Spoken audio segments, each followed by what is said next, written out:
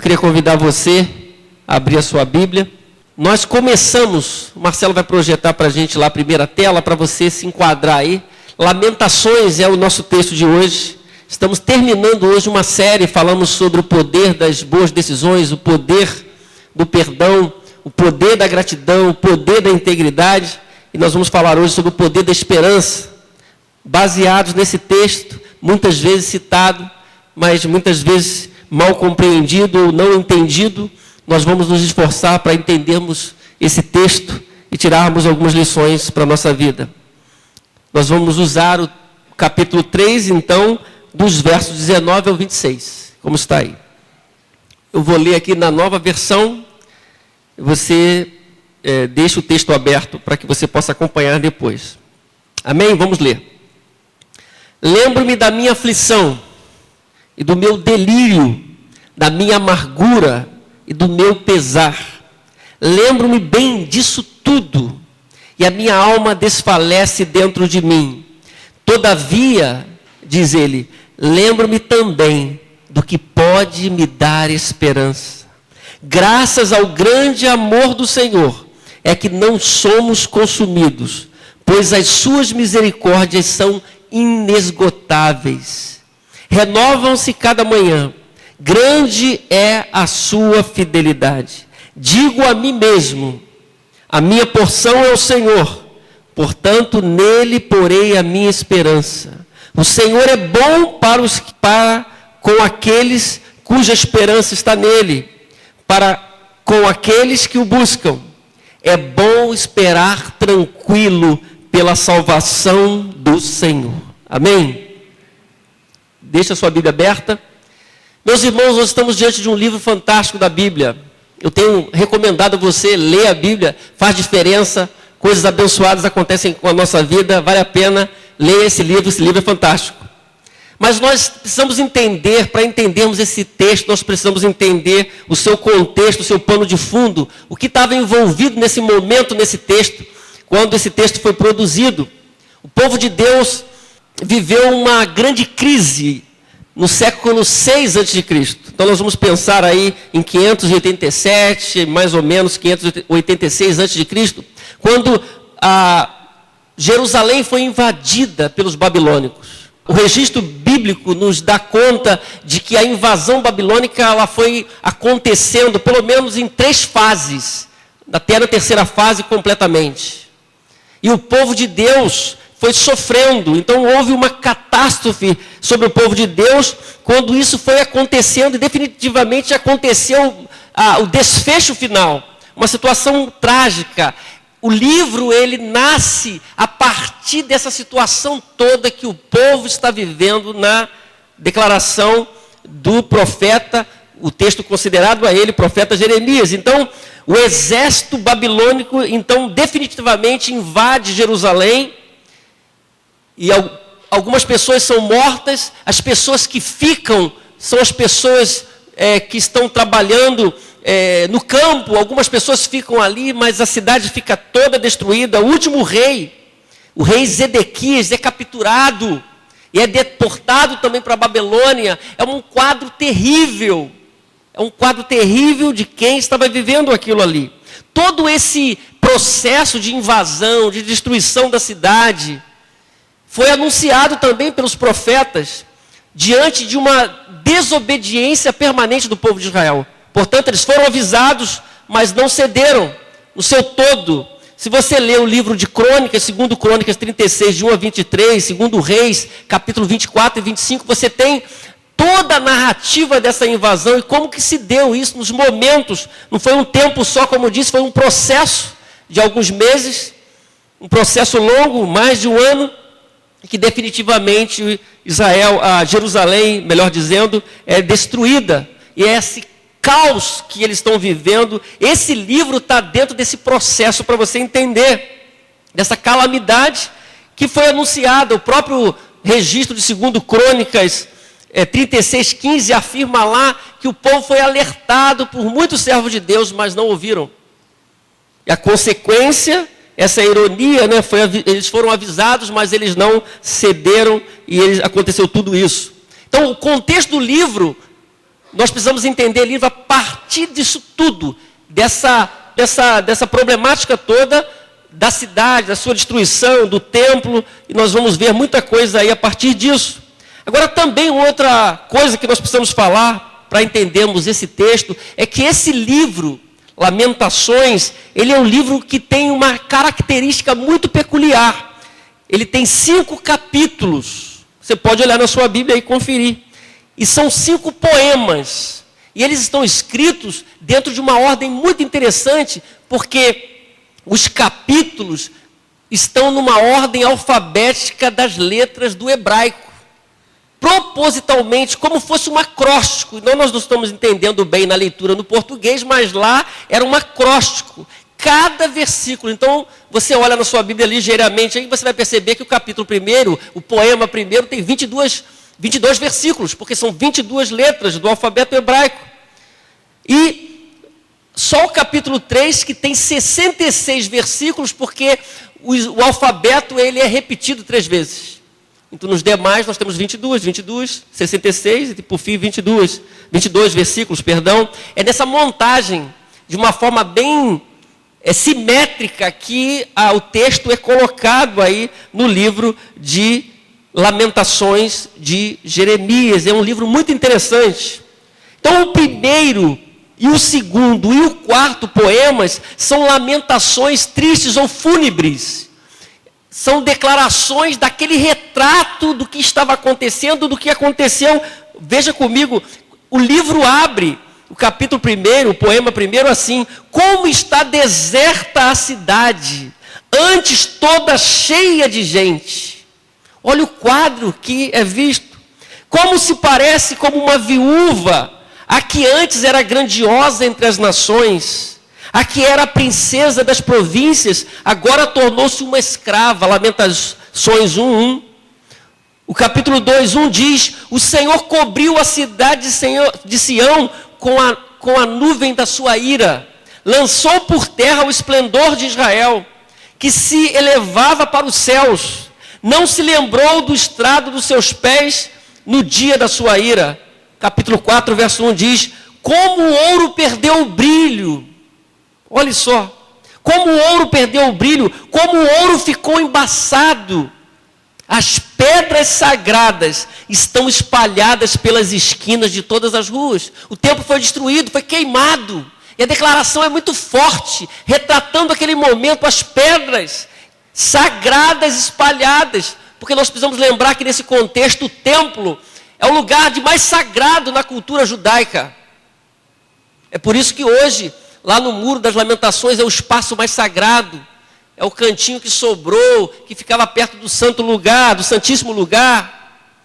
Porque o santuário na cultura hebraica sempre teve um grande valor. Ele está vendo esse retrato da destruição babilônica. Ele vai dizer: as pedras sagradas estão espalhadas pelas esquinas de todas as ruas. O retrato é o que ele está vendo. Portanto, é uma declaração forte para nós entendermos esse contexto. Depois, o terceiro poema, o terceiro capítulo, é uma lamentação pessoal. Por isso que é lamentação. É o Lamentações. Capítulo 3, de 1-5 diz: eu sou um homem que viu a aflição trazida pela vara da sua ira. Ele me impediu e me fez andar na escuridão e não na luz. Sim, ele voltou a sua mão contra mim, vez após vez, o tempo todo, fez que a minha pele e a minha carne envelhecessem e quebrou os meus ossos. Ele me sitiou e me cercou de amargura e de pesar. Olha que declaração forte, irmãos. O quinto poema, o quinto capítulo, é uma lamentação agora coletiva. Ele diz: lembra-te, Senhor, do que tem acontecido conosco. Olha e vê a nossa desgraça. Nossa herança foi entregue aos estranhos, porque os babilônios levaram os tesouros também. Levaram pessoas. Olha que declaração forte é essa. Nossa herança foi entregue aos estranhos, nossas casas aos estrangeiros. Esse é o retrato. Então, os 5 poemas ou capítulos revelam essa tristeza de tudo que estava acontecendo ali. Quando nós estamos lendo o capítulo 3, a partir do verso 19, nós devemos ter essa visão deste quadro do que está acontecendo. Um detalhe também desse livro, que esse livro, além de estar nessa ordem alfabética hebraica, ele não tinha esse título como nós conhecemos hoje, Lamentações ou Lamentações de Jeremias. Ele era conhecido como, através da expressão como. E ao longo dos anos ele foi, nas traduções, tomando esse formato, e alguns rabinos começaram a referir-se a esse livro como o livro das lamentações, obviamente, por tudo que nós estamos falando até aqui. E depois, então, lamentações ou hinos tristes ou hinos fúnebres. A tradução que grega, a primeira tradução grega do Antigo Testamento usou essa expressão lamentações. Só para a gente entender esse livro fantástico. Jeremias, o profeta, é considerado o autor desse livro das lamentações, porque é o profeta que vive esse momento histórico, que vê tudo isso. O nome de Jeremias, não se tem uma definição bem firme sobre o que seria, o que significava o seu nome, mas o seu nome pode indicar o Senhor estabelece, ou o Senhor exalta, ou o Senhor derruba, pelo óbvio que nós estamos vendo aqui, são sugestões do seu nome. Por isso, meus irmãos, a partir de tudo isso que nós temos que entender o capítulo 3. Porque todo o livro está encaixado dentro de uma estrutura, dentro de um momento histórico. E nós queremos falar sobre esperança a partir desse quadro difícil. Talvez o seu quadro, você possa dizer, eu estou vivendo um momento difícil. Agora, perceba o momento que o povo de Israel está vivendo. Com seu templo destruído, com seu templo queimado, pessoas morreram, mulheres foram violentadas, foi uma coisa terrível. E é a partir desse quadro que o profeta consegue enxergar algo mais. Eu acho que é isso que nós devemos percorrer, nós devemos percorrer também esse caminho do profeta, enxergarmos algo mais, além da angústia, da destruição, do pavor, do medo, daquilo que não deu certo, olharmos adiante. Porque a esperança é poderosa quando percebemos alguns detalhes. Amém? Então a primeira coisa é que nós vemos a partir do texto oferecido, é que a esperança é poderosa quando você realiza uma leitura honesta do quadro existente. O verso 19 e 20, o profeta diz, lembro-me da minha aflição, do meu delírio, da minha amargura. E ele é tão honesto. A Bíblia é fantástica porque não esconde as crises, nem a abertura de coração de ninguém. A Bíblia é muito interessante, sobretudo esse texto. Minha aflição, meu delírio, minha amargura e o meu pesar. Eu estou assim, eu estou desse jeito. Lembro-me bem de tudo isso. E a minha alma desfalece dentro de mim. Será que essa pessoa que declara isso não está precisando de esperança? Está precisando. Talvez você está aqui, você está precisando de esperança. Não a esperança em si mesmo, não esperar em alguém, mas dentro dessa visão bíblica. É o que nós estamos vendo aqui. A esperança só pode ser forte e poderosa quando nós somos honestos para fazermos as leituras daquilo que nós estamos vivendo no presente. Ele diz, eu lembro da minha aflição, lembro do meu delírio, da minha amargura. Eu lembro de tudo isso. Ele diz, eu lembro bem de tudo isso. E ele diz, o verso 20, a minha alma, por conta de tudo isso, também desfalece dentro de mim. O profeta está abrindo o coração, está percebendo o quadro do povo, o quadro que ele está inserido também, porque ele foi um homem de Deus para ajudar nesse processo. Ele está abrindo o seu coração. Primeiro, então, meus irmãos, para vocês terem uma ideia, ele tem uma percepção geral do quadro. Ele vai dizer, Lamentações 1:3, olha só. Em aflição e sob trabalhos forçados, Judá foi levado ao exílio. Vive entre as nações sem encontrar repouso. Todos os que a perseguiram,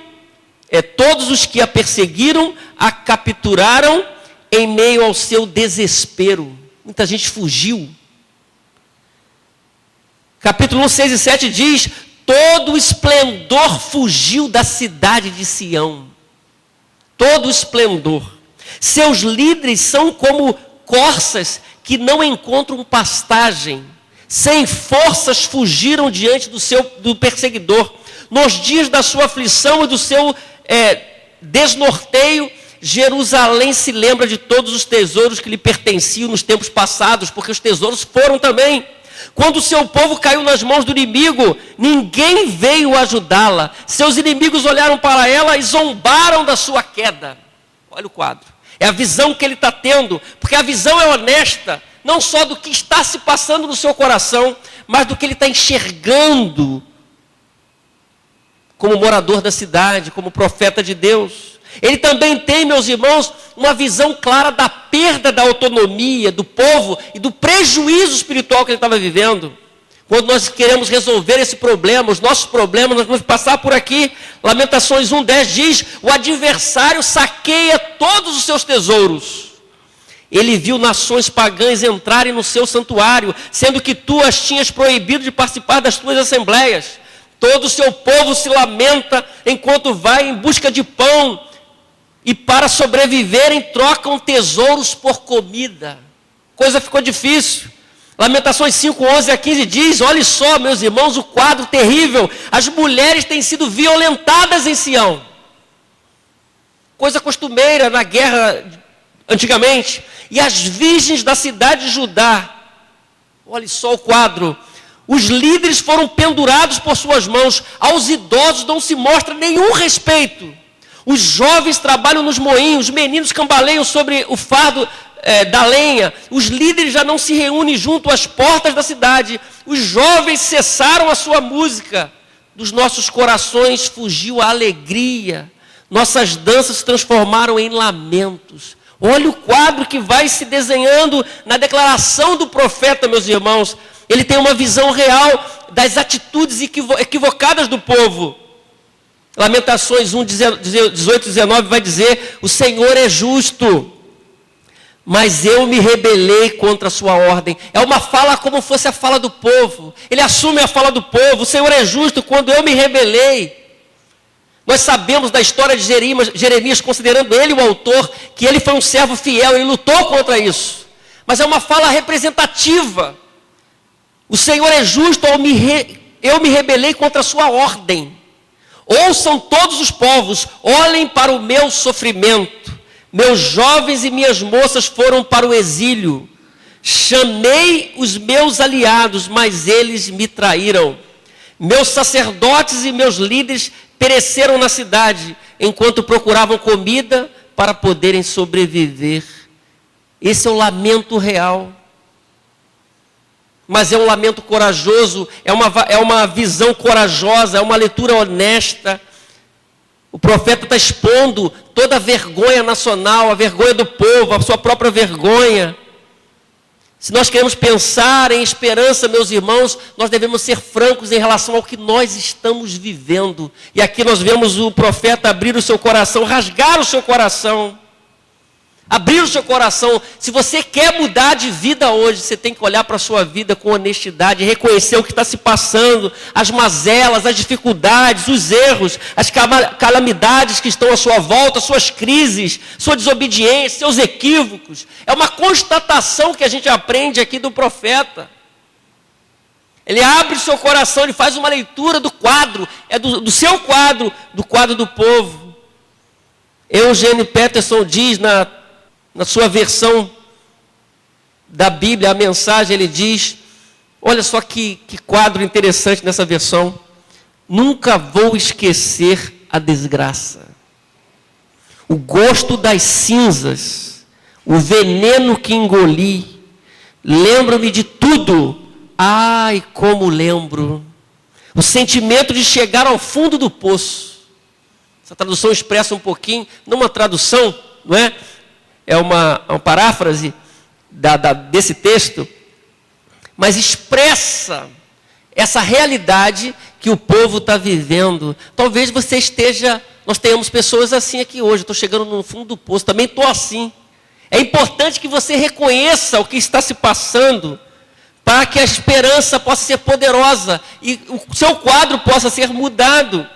O texto revela essa coragem, essa constatação do que estava acontecendo, e chama a nossa atenção essa honestidade da leitura. Porque muitas pessoas querem mudar de vida, mas elas não olham para si mesmas. Elas não reconhecem as suas mazelas. O profeta está denunciando, essa cidade foi festiva, está tudo acabado. O nosso templo, as pedras sagradas foram espalhadas, as nossas mulheres foram violentadas. O que nós fizemos? Meus irmãos, nós precisamos reconhecer, se nós queremos mudar de vida, olhar para diante o que está acontecendo e falar com coragem. Se isso é feito, certamente os desdobramentos serão abençoadores. E você deve fazer isso. A segunda coisa que a gente aprende nesse texto é que a esperança é poderosa quando você se lembra de que existe possibilidade de mudança. Possibilidade de mudança. O texto continua, Lamentações 3:21, e vai dizer: todavia, lembro-me também. Eu lembro de algumas coisas. É interessante essa palavra. A NVI diz: todavia, lembro-me também. Porque ele lembrava de algumas coisas lá, não muito interessantes, mas ele está lembrando mais. Lembro-me também do que pode me dar a esperança. Porque aquela pessoa que só lembra da desgraça, da coisa que não é boa, e não começa a pensar diferentemente, ela não vai sair da crise. A tradução, a mensagem, novamente vai dizer: mas outras coisas que lembro. E ao lembrar, continuo agarrado à esperança. Perceberam? Eu declaro, eu abro meu coração, eu reconheço as mazelas da minha vida, do meu povo, da minha casa, da minha família, dos meus problemas, mas eu lembro que existem outras coisas. E sobretudo eu lembro que isso tudo pode mudar. Enquanto se vive, tudo pode mudar. Vencido então aquele momento de leitura honesta do quadro que ele percebeu, há um outro detalhe aqui significante que ele está mencionando. Tem muita gente que está escrava dessa primeira visão, só lembra desses fatos ruins, mas ele não lembra de nada mais. O texto é interessante, é um despertar aqui no verso 21, quando ele diz: todavia. Todavia. Então, está acontecendo aqui algumas coisas, ou aconteceram em minha vida, em minha experiência, mas todavia, peraí, eu lembro de mais coisas. Então a expressão aqui é interessante para nós.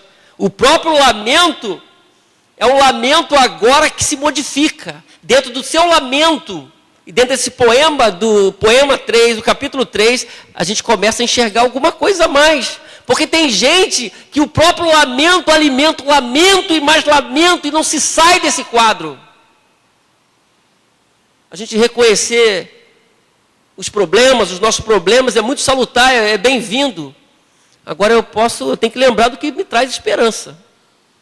Eu tenho que olhar para frente. E a pergunta que deve ser feita a partir desse texto, meus irmãos: por que existe possibilidade de mudança? Note bem que o profeta fez uma leitura para nós assim, bem difícil de ouvir. Imagina uma pessoa que viveu tudo isso, que sofreu tudo isso.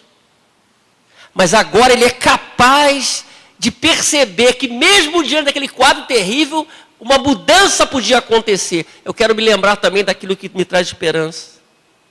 E por que existe possibilidade de mudança? O texto nos ensina duas coisas básicas. Por causa do amor de Deus. Por causa do amor divino. E no verso 22 ele vai dizer: graças ao grande amor do Senhor, é que não somos consumidos. O mesmo profeta que fala, que vê, que é honesto a ver tudo aquilo, a registrar, é o mesmo profeta que diz: graças ao grande amor do Senhor é que não somos consumidos. Ele enxerga no meio da cinza, do caos do seu povo. Muita gente foi deportada para a Babilônia, para outro país. E ele enxerga. Ele diz: graças ao grande amor do Senhor é que não somos consumidos. Muita gente por pouca coisa reclama de Deus, questiona a soberania de Deus por não entender muitas coisas. Aqui o contexto foi anunciado, a desgraça foi anunciada, a rebeldia foi permanente. Deus estava usando vários profetas, levantando muitas pessoas, e o povo não os ouvia. E o final foi esse desfecho total do cativeiro babilônico, que levou 70 anos para que esse povo voltasse. Mas mesmo esse povo no cativeiro, os que ficaram lá, eles eram o povo de Deus. Por isso o profeta consegue enxergar o amor de Deus ainda aqui, graças ao grande amor do Senhor, é que não somos consumidos. Então a descrição do texto, ele revela esperança. E nós só podemos ter esperança a partir do amor de Deus. Tem tanta gente tendo esperança no político, e que coisa tão triste que está nosso contexto brasileiro e político. Tem gente que tem esperança no poderoso que ele conhece, coloca a sua esperança aqui e ali, mas no meio deste caos o profeta dizendo, graças ao grande amor do Senhor, é que aconteceu tudo isso, mas nós não fomos consumidos por causa do grande amor do Senhor. É que não somos consumidos. A segunda razão da possibilidade de mudança, e o amor de Deus mostra a possibilidade de mudança, Deus te ama. E você tem que se agarrar nessa declaração para experimentar uma mudança. Ele está demonstrando o seu amor hoje a você. A segunda razão para a possibilidade da mudança, porque existe possibilidade de mudança, é a misericórdia divina. O verso 22 e 23, o verso 22 terminando, não é? Nós vamos só uma parte do verso 22. Pois as suas misericórdias são inesgotáveis. Renovam-se cada manhã, grande é a sua fidelidade. Meus irmãos, depois de tudo que eu já disse aqui, se você já teve a oportunidade de ler o livro de Lamentações, alguém é capaz de dizer isso? Com mulheres violentadas, com as pedras espalhadas do templo sagrado, gente que foi morta, pendurada, alguns levados para o cativeiro. Este homem diz isso, pois as suas misericórdias são inesgotáveis. Essa visão muda tudo. Não é a visão do amargurado para sempre, do triste permanentemente. As suas misericórdias são inesgotáveis, renovam-se cada manhã, grande é a sua fidelidade. Por muito pouco, muitos de nós blasfemamos de Deus nas nossas crises, nossos problemas. Muitos de nós. Mas vemos um homem, um profeta, falando da grande é a sua fidelidade neste quadro. Porque este homem conhecia Deus. Ele sabia do que estava passando. É por isso que há a oportunidade de mudança hoje, porque Deus é gracioso. A palavra aqui hebraica recede, significa não só misericórdia no português, não há uma tradução completa para a gente bater o martelo, mas seria um amor leal de Deus. Um amor leal.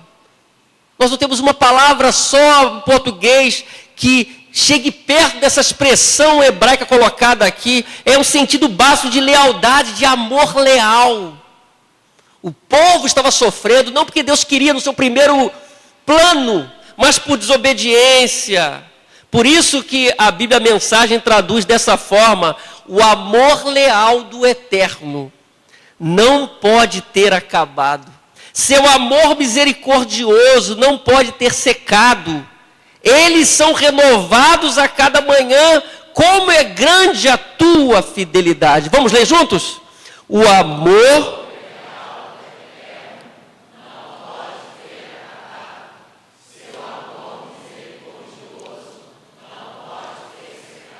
Por isso a palavra misericórdia aqui está indicando esse amor constante, esse amor leal. O profeta está falando do amor de Deus, da misericórdia de Deus, do amor leal de Deus. É por isso que existe possibilidade de mudança para a sua vida. Existem pessoas que estão vivendo hoje, tomara que não seja o seu caso aqui, que acham que não tem chance de mudança.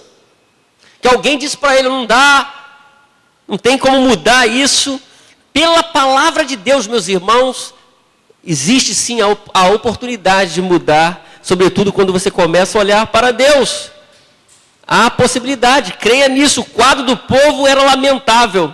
Foi uma grande tragédia, tudo que aconteceu, o que nós estamos pensando aqui, na cidade de Jerusalém, com o povo de Judá. Mas o profeta está enxergando a possibilidade de mudança. Se você quer ter esperança, tem que ter enxergar assim também. Eu creio que as coisas podem mudar. Eu creio que podem mudar. Então, é importante que você responda a partir disso para quem você está olhando. Porque se você está olhando para um homem forte, talvez as coisas não mudarão. Se você está olhando para alguém que você está confiando a sua vida, Humanamente falando, as coisas não vão mudar. Mas se você olhar para Deus, as coisas vão mudar. Você está depositando a sua confiança na mão de quem? Mesmo naquele quadro difícil, o profeta está olhando para cima. Está confiando em Deus. Está falando da misericórdia de Deus. Está falando da graça de Deus, do amor de Deus. Lembre-se que existe possibilidade de mudança. Não importa o que está acontecendo com você hoje. Porque Deus está aqui para agir na sua vida. Amém?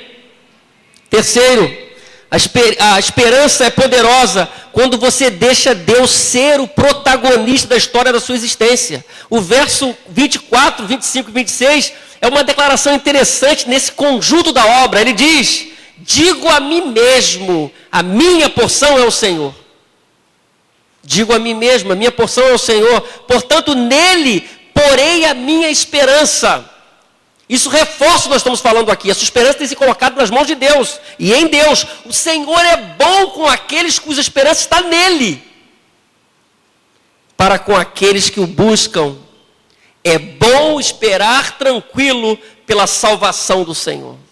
Olha que declaração, meus irmãos, que a gente aprende aqui. Quando a gente está usando aqui de forma figurada a palavra protagonista, a gente sabe que o protagonista é o ator principal.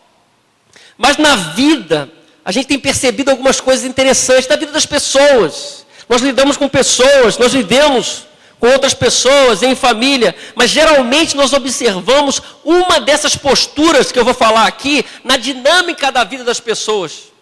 A primeira é que algumas pessoas permitem que outras pessoas assumam o protagonismo de suas vidas. Isso significa que elas se anulam. São outras pessoas que as dirigem. Elas vivem assim, numa negação, né? Elas vivem dependentes eternamente. Elas não crescem. Elas ficam confusas com a sua vida. Outras pessoas passam a governar as suas vidas e em alguns momentos até oprimir as vidas. Aquela vida. E isso é uma coisa não é muito boa. Um segundo caso é que algumas pessoas vivem numa independência radical. Alucinada, você podia usar outra palavra. Isso significa que elas não percebem que precisam da ajuda do outro ou de Deus. Elas não reconhecem que precisam de ajuda alguma. Elas se bastam. Elas não dependem de ninguém. Elas não precisam de ninguém. A declaração que nós estamos vendo aqui não vai nessa direção. O terceiro caso, aquelas pessoas que reconhecem as suas debilidades, as suas fraquezas e se abrem para a ação divina. Ela diz: olha, eu reconheço que não sou bom em tudo, que eu tenho problemas, que eu tenho dificuldades, e eu abro o meu coração para ti. Por isso que nós vemos a declaração no verso 24 e 25 dessa forma, como está aqui: digo a mim mesmo, a minha porção é o Senhor. Portanto, nele porei a minha esperança. É Ele que vai governar a minha vida. É Ele que vai governar, Ele que vai ser o principal. E aí, a partir dessa tomada de posição, a minha vida vai ser abençoada. O Senhor é bom com aqueles cuja esperança está nele. Hoje, francamente, você tem colocado a sua esperança em quem? Alguém que vai resolver o seu problema? Alguém que vai te ajudar? Esse quadro está aí, mas eu estou contando com Deus, com a sua misericórdia. A minha esperança está nele. E o Senhor é bom. Está tudo destruído aqui. É o que eu estou vendo, mas o Senhor é bom e eu coloco a minha esperança nele. Está entendendo isso? Eu não sei se você está vivendo, colocando a sua vida e permitindo que outras pessoas governem a sua vida, oprimam a sua vida. Isso não é bom.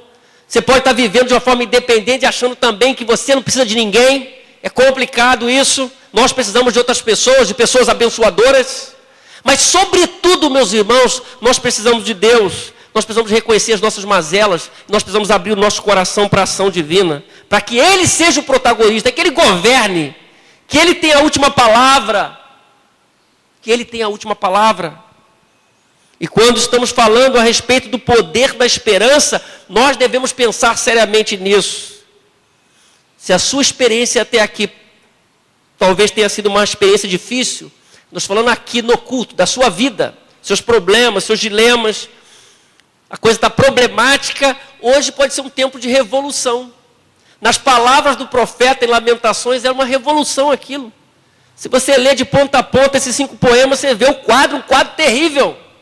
mas ele não perde a concentração em Deus. Por isso não importa o que você está vivendo hoje, você lá em cima, você escondidinho lá, você que ninguém sabe da sua dificuldade, do seu problema, hoje pode ser um momento da mudança, da revolução. Se você se rende a Deus, se você declara que depende de Deus, que você reconhece que você está governando a sua vida por conta própria e Deus não tem tido a oportunidade de governar a sua vida. Se você faz isso, as coisas podem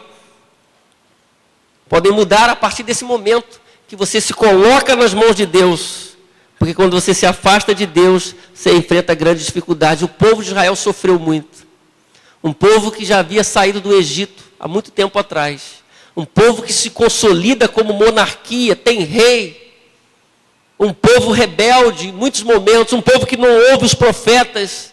Um povo que é rebelde e que sofre esse abatimento quando o povo babilônico invade a cidade de forma definitiva e acaba com tudo, leva muita gente para a Babilônia. É essa história que nós vemos aqui nesse contexto. Agora, qual é hoje a situação da sua vida? O que está se passando na sua vida? Você já pensou seriamente sobre essa questão? Quem está governando a sua vida? Se Deus está governando a sua vida ou não. Tem gente que está sofrendo porque está tentando governar a sua própria vida. O que você está fazendo com a sua vida? E a vida é uma semeadura. Não posso achar que eu vivo fazendo coisas erradas. A prova aqui, mais uma vez, do povo de Israel. Povo de Deus. Povo de Deus. O que era mais sagrado foi invadido e queimado por permissão divina. Para que eles aprendessem. E se você toma decisões equivocadas na sua vida, e se você deixa Deus de lado, você vai sofrer. Qual é a base de sua esperança? É o seu amigo? É o poderoso que você conhece? É o homem mais influente? É a mulher mais influente? Nós estamos aprendendo aqui na palavra, na linguagem do profeta, nesse livro de Lamentações, que nós devemos olhar para cima. O próprio salmista vai nessa direção também ao dizer, Salmo 33, Salmo 62 e 147 assim: esteja sobre nós o teu amor, Senhor, como está em ti a nossa esperança. Como está em ti a nossa esperança. Salmo 62 diz: descanse somente em Deus, ó minha alma, dele vem a minha esperança. O Salmo 147 vai nos dizer: o Senhor se agrada dos que o temem, dos que colocam sua esperança no seu amor leal. Olha aqui a expressão amor leal aparecendo. No seu amor leal. No seu amor leal. Você pode voltar a ter esperança hoje, porque muita gente, a gente encontra gente que perde a esperança. Pessoas perdem a esperança. Irmãos e irmãs perdem a esperança. Nós precisamos entender esse assunto. Nós precisamos voltar, renovar a nossa esperança em Deus. Se a gente ouve a voz de Deus, se a gente toma uma decisão na direção da palavra de Deus, a coisa começa a mudar. Por isso que, segundo esse texto, esse quadro todo que nós vemos, meus irmãos, a esperança é poderosa. Quando nós seguimos esse itinerário aqui. Primeiro, quando você realiza uma leitura honesta do quadro. Não a negação. Não está acontecendo nada, está acontecendo sim. As mazelas interiores e as mazelas exteriores. Quando você lembra que a coisa pode mudar, que existe possibilidade de mudança, que você não fica com o canto do lamento para sempre, dizendo que nada vai mudar, não pode mudar, é assim mesmo. A teologia do nasci assim, vou viver assim, vou morrer assim, não é a teologia da Bíblia. A Bíblia sempre oferece uma mudança. Deus sempre usou seus profetas informando o arrependimento e mudança. Jesus veio com o Evangelho para propor uma mudança. Converter-se a Cristo é uma mudança, é uma metanoia, é pensar diferente, é ir para outra direção. Existe possibilidade de mudança quando a gente abre o coração para Deus. E a esperança é poderosa quando você deixa Deus assumir a sua vida. É Ele que vai governar, Ele que vai ter a última palavra, Ele vai ser o protagonista da história da minha vida. Eu tenho uma história para viver aqui, mas eu quero repetir as palavras. Eu quero repetir as palavras do profeta. As palavras claras do profeta. Lembro-me bem disso. A minha alma desfalece dentro de mim. Mas olha o que ele diz no verso 21. Todavia lembro-me também. Eu lembro da minha aflição, eu lembro do meu delírio, eu lembro da minha amargura, do meu pesar, mas eu não lembro só disso, porque tem gente que só lembra disso. Pessoas enfermas. Ele diz no verso 20, eu lembro-me também disso. Lembro-me também do que pode me dar esperança. Mudou, ele mudou o discurso. Graças ao grande amor do Senhor é que não somos consumidos, pois as suas misericórdias são inesgotáveis, renovam-se a cada manhã, grande é a sua fidelidade, digo a mim mesmo, a minha porção é o Senhor, portanto nele porei a minha esperança, o Senhor é bom para com aqueles cuja esperança está nele, para com aqueles que o buscam, é bom esperar tranquilo pela salvação do Senhor. É a palavra de Deus. Receba no seu coração, isso vai fazer diferença. Amém? Feche os seus olhos. Pense sobre tudo que você ouviu. Essa palavra tem a ver comigo, com você, tem a ver com você que veio aqui. Nessa noite, amigo. Essa palavra tem a ver com você. Tem a ver comigo. Que nós estamos vivendo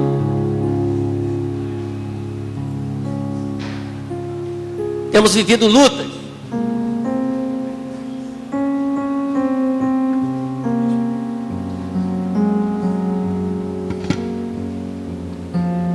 Talvez você veio aqui, esse culto foi um culto que falou de esperança. E nós só temos esperança a partir de Deus e da palavra de Deus. Nós não podemos ter esperança nos homens, nas promessas, nos políticos. Mas quando nós abrimos o nosso coração, reconhecendo as nossas crises, é o que o profeta disse. Ele disse das suas crises, dos seus dissabores, das suas dores, do quadro do seu povo, da derrubada de tanta coisa.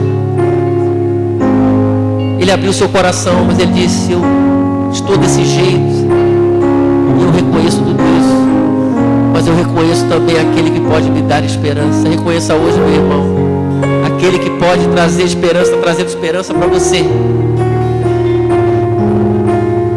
Aquele que pode mudar a sua vida. Aquele que vem sobre a sua vida com poder. Por isso eu falo a você, minha ovelha, meu irmão, renove a sua esperança. Talvez você está aí se sentindo fraquinho, fraquinha. Isso pode acontecer pelas lutas, pelas angústias, pelas notícias que nem sempre são boas.